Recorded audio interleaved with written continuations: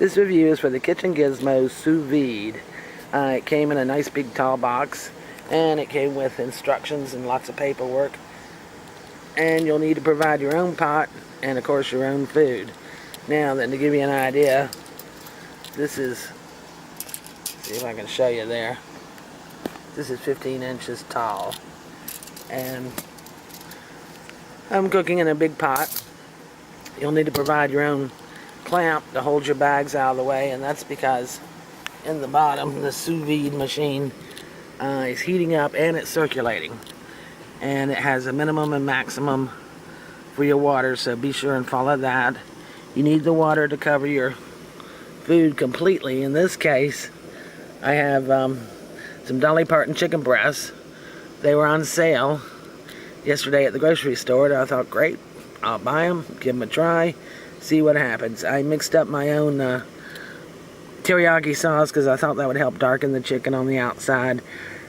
And I used Bragg's amino acids, which is like soy sauce, only it doesn't have all the salt and chemicals. And then I added honey and ginger and garlic and some orange juice. Oh, this is steaming up. Let me stand back. And I put that in the bag with it and some sesame seeds. And then I immerse the bag in water. Seal up all but the last inch, and immerse the thing in water. I just kind of rolled up the chicken, and as you submerge it in water and leave that 1 inch above, you can get all the air out and then seal the last inch, because you want it vacuum sealed, and that's one way to do it by hand. You do want 99.9% of the air out of it, because apparently cooking under vacuum is what makes this work.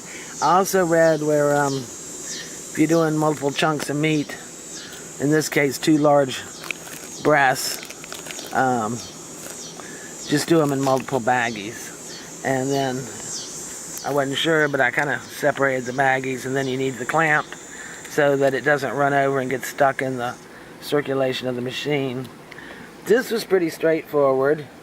I was able to figure it out. You turn it on, then you press here, and the time will flash, and you spin the wheel to get to the temperature you want, and then click it again, and it'll show hours, and you spin it to get the number of hours. Then it'll show minutes, and you spin it to get the number of minutes. Hit this again, then you hit start, and you're good to go. And it heated up surprisingly fast. Mine's cooking at 145 degrees, which is a bit hotter than most hot water tanks. And then leave it in there for the required time, and then use a meat thermometer to double check your meat and make sure it's done in the middle.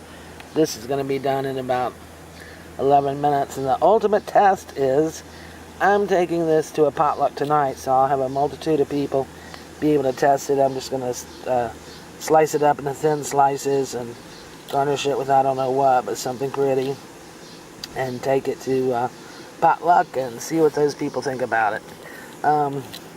You'll need to provide your own clamp, like I say, to hold the baggies out of the way so they don't get sucked into the machine, because the whole process is that the hot water bath has to circulate around your food while it's cooking.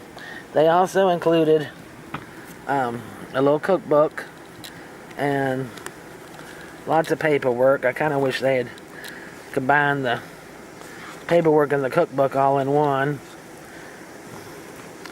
But this explains a lot of things, and also, whoops, let's do that right side up. You definitely want to keep this because that's your cooking chart. But basically, you set the temperature for what you want the finished food to, the temperature it's supposed to be, and chicken's at a 145. So that should be good and safe.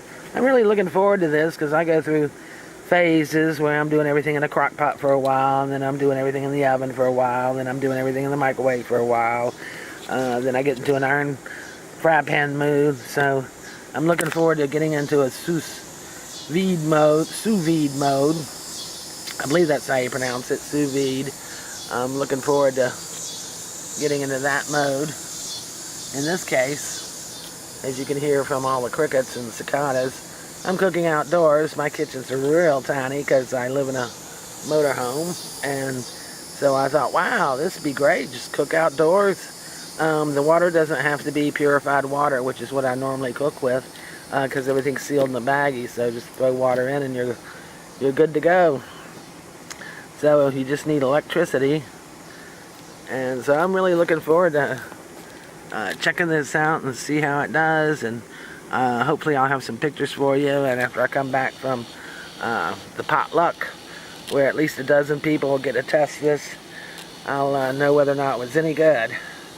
Whether they liked my recipe or whether they liked the cooking method. I don't think I'm going to mention the cooking method until after they eat, because it does sound, if you've never heard of this, and I never had until recently, it does seem skeptical, but I like it. I like it a lot because the store I shop often has some meats marked down because they want to hurry up and sell them, and usually you need to cook those marked down meats within 24 hours, and sometimes to save money I want to get a tough cut of meat, but I don't want to eat a tough cut. So this might be the perfect solution, because I understand it's supposed to do a really good job of tenderizing tough cuts of meat. These were huge chicken breasts, so I'm really curious how they turn out. And there you have it. Came in a nice box full of foam. Styrofoam, so I think I'm going to keep the box to store this in until I figure out what to do, because it does take up a lot of room, and I guess you want someplace safe because you don't want to bang it around and tear up the heater or the circulator. So there you have it. Sous Vide by Kitchen Gizmo.